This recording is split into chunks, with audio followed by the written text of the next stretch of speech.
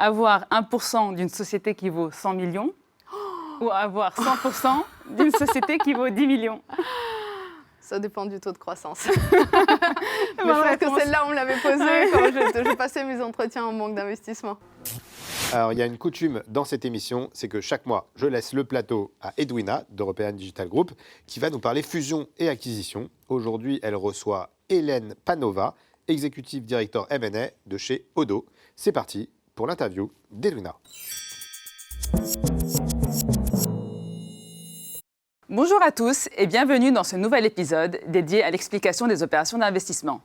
Je reçois aujourd'hui Hélène Panova, Executive Director M&A de la banque Odoo BHF.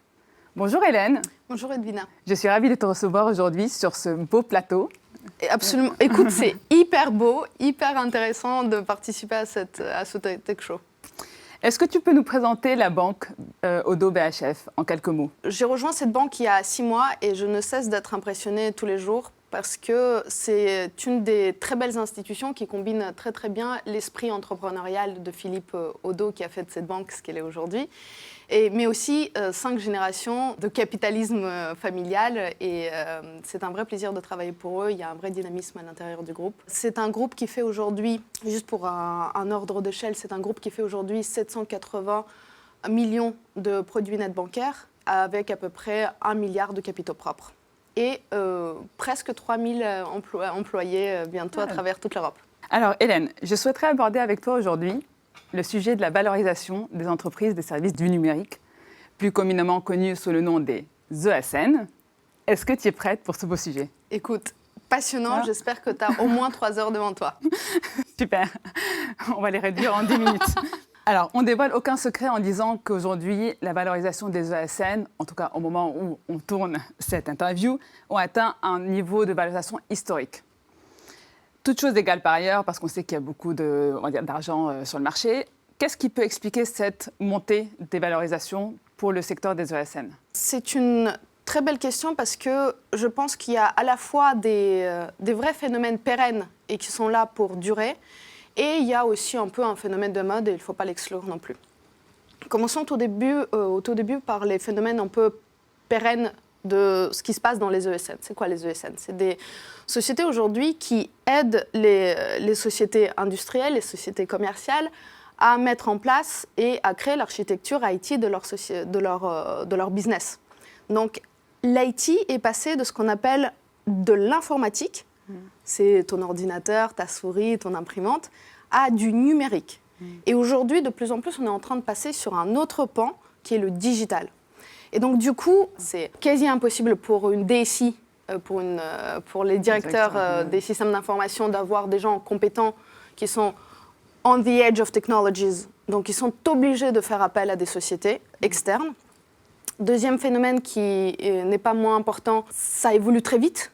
La technologie bouge avec une vitesse phénoménale. On l'a vu depuis le Covid, en 24 mois, on est passé du télétravail. Donc, il a fallu créer des VPN, il a fallu créer l'architecture à distance, on va dire, sécurisée. Absolument sécurisée, créer des ponts d'ouverture, faire en sorte que la cybersécurité soit mise en place, etc., etc. Et un troisième phénomène, le budget des ESN qui avaient avant été principalement distribué par les directeurs des systèmes d'information n'est plus distribué que par eux. Il est aussi distribué par les gens du marketing, il est aussi distribué par les sales. Et la dernière étude Syntec montre que c'est quasiment 40% du budget qui n'est plus attribué par le DSI, mais qui est attribué par le business itself. Donc ça, je trouve que ces phénomènes-là vont rester et vont continuer à alimenter une forme de valorisation qui, enfin, aujourd'hui, en tout cas, l'intérêt des investisseurs. Voilà, une nécessité d'avoir toujours cet acteur dans le marché, absolument, qui est de plus en plus importante, absolument, au vu de l'avancée au fait, du marché. Absolument. Ça, c'est le phénomène externe. Il y a eu aussi un phénomène interne de comment, c'est quoi une ESN? On est passé d'un body shopping vers des projets à forfait. Donc, qu'est-ce que ça implique? C'est des projets souvent plus longs, mais aussi le risque est largement partagé entre le client et le provider de service, qui est dans le cas EDG Group, etc., etc. Et ce partage de risque, il permet d'avoir aux ESN un rôle beaucoup plus important. C'est plus un prestataire de service qui vient et qui repart, c'est un prestataire de service qui est là pour rester. Et donc les investisseurs valorisent ça parce que c'est des relations très pérennes avec des clients. Vous êtes dans l'intimité, vous êtes dans le moteur du client et je pense que ça aussi, ça a vachement drivé le re-rating des multiples. On parle souvent des multiples d'EBITDA. En réalité, dans les ESN, on regarde plutôt les multiples d'EBIT, donc de l'operating income. Donc ça, c'est des phénomènes déjà plus structurants à l'intérieur des ESN. Et ensuite, moi j'ai très envie de vous citer Robin Scherbatsky de How I Met Your Mother, Timing is everything. Et clairement, on est dans un phénomène de mode. Il y a une confusion, je pense, qui se fait aujourd'hui entre ce qui est numérique, digital, informatique. Le digital a le vent en poupe, absolument. Et tout le monde en profite. C'est-à-dire il y a un drag sur tout le reste des ESN. Ça embarque, au fait, tout le monde vers le haut. À peu près tout le monde vers le haut. Et par ailleurs, je vous rappelle aussi que les investisseurs, nous, on arrive à des postes où on est né avec l'informatique, on est né avec le digital, donc on a passé beaucoup de temps, on a une vraie compréhension intime de ce qui se passe, des enjeux, etc. Et donc je pense qu'il y a aussi plus d'argent qui est redirigé vers les ESN par cette nouvelle génération qui arrive dans les postes de décision. Alors, il y a un sujet qui me semble un peu paradoxal, tu me diras, sur la valorisation des ESN. En gros, les ESN expertes valent encore plus cher qu'une ESN, on va dire, plus généraliste. Et en même temps, ces ESN connaissent, comme toutes les ESN du marché, un turnover assez élevé. Et donc, une sorte de dilution de l'expertise au sein de ces sociétés. En contrepartie, sur le marché, il y a une pénurie de ressources. Bien sûr. Et du coup, ça fait une sorte d'effet ciseau. Ouais. Et du coup, qu'est-ce qu'on valorise vraiment au sein de ces ESN ? Du coup, ça rejoint un peu ma première question. Pourquoi, ça rejoint la question dans le sens, qu'est-ce qui a fait que ça a augmenté autant ? Si on est confronté à cette situation de marché où turnover et pénurie de ressources. Je comprends ta question, je pense qu'elle va bien plus loin que juste la question sur la valo. C'est à quoi tu donnes de la valeur dans une ESN. On dit multiple des bits.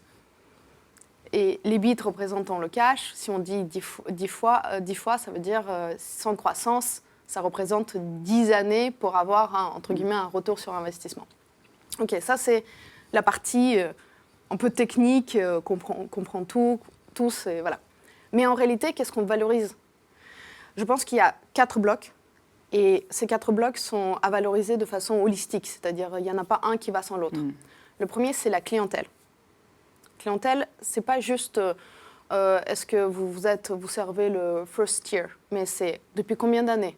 Est-ce que vous êtes capable de prouver que vous avez un churn client faible ? Quelle est votre pénétration dans le wallet dont on a parlé au tout début de la discussion ? Quelle est votre pénétration dans le wallet de votre client ? Est-ce que vous êtes en première ligne ou en seconde ligne ? Parce que n'oubliez pas que de la sous-traitance, c'est un phénomène qui existe aussi chez les sociétés. Combien de gens, est-ce que vous êtes au forfait ou est-ce que vous êtes en body shopping ? Quels sont les taux ? Est-ce que vous avez du price power pour pousser ? Là, on est dans un phénomène d'inflation, clairement. Est-ce que vous avez la capacité d'aller chercher... matérialiser le prix, l'augmentation des salaires. Des salaires, bien sûr. Ça sera super important. Et un phénomène aussi qui est très important, et ça, je pense qu'il ne faut absolument pas oublier, c'est un people business.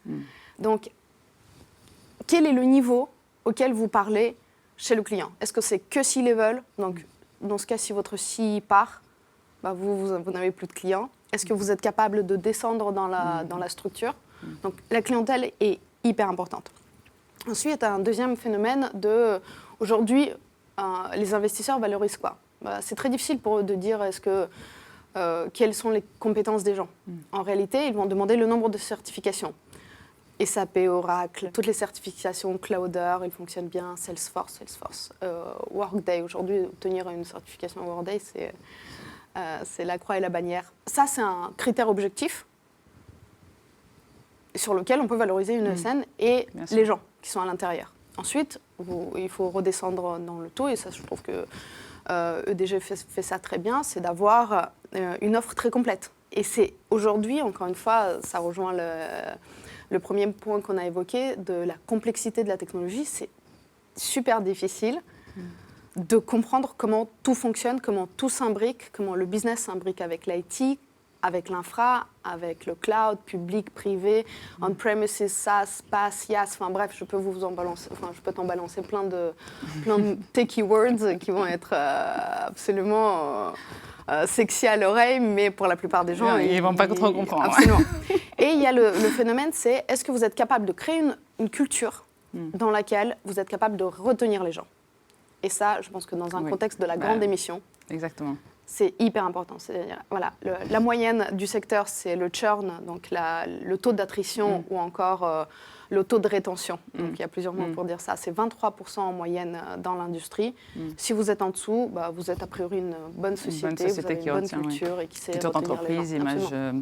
Image de marque. Image de marque, oui, et parc employeur, parce qu'aujourd'hui, il y a tous les sujets de RSE, etc., donc qui importent beaucoup aux employés. Et il y a un vrai changement de génération où les jeunes qui arrivent sur le marché du travail, aujourd'hui, ils veulent travailler pour une cause, pour l'environnement. Ils veulent pouvoir dédier 20% de leur temps disponible à l'association qui fait de l'insertion des réfugiés, par exemple. Et ils sont prêts à y mettre du leur.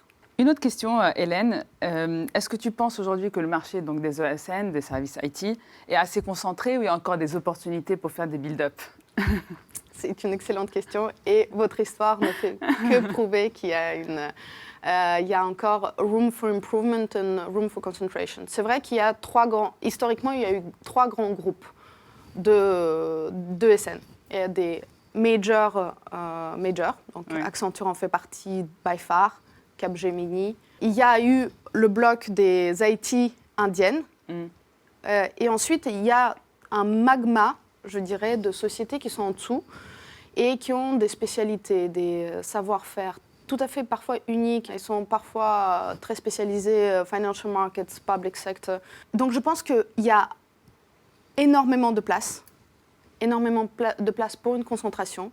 Il y a énormément de place pour des nouveaux métiers, parce que les nouveaux métiers ne sont pas encore là. Oui. On ne sait pas. Et c'est un secteur qui bouge excessivement vite. Et un quatrième facteur qui contribue à ça, je pense qu'avec le conflit actuel donc, entre la Russie et l'Ukraine, qui est un grand provider de profils IT, on ne les a plus et il va falloir automatiser certaines choses. Automatiser le codage, automatiser tout ce qui est le marketing digital. Automatiser ou former. Et former, parce qu'il n'y a pas l'un qui va pas sans l'autre. Et donc, du coup, je pense qu'il y a encore énormément de place et énormément d'opportunités qui se présentent à la fois à l'intérieur de la France, mais aussi à l'intérieur de l'Europe, parce qu'il faut que ce soit un marché européen et non pas que français. Merci Hélène pour ces éclairages. C'est passionnant, on peut encore y passer des heures, comme tu le dis. Et on va finir par, comme on a l'habitude de le faire dans cette interview, de passer aux questions de vérité. En gros, je te pose quelques questions, tu réponds rapidement, du tac au tac. Alors, investir dans une ESN ou en NFT? ESN. ESN experte en cybersécurité ou société de conseil en data? Ouf, rough.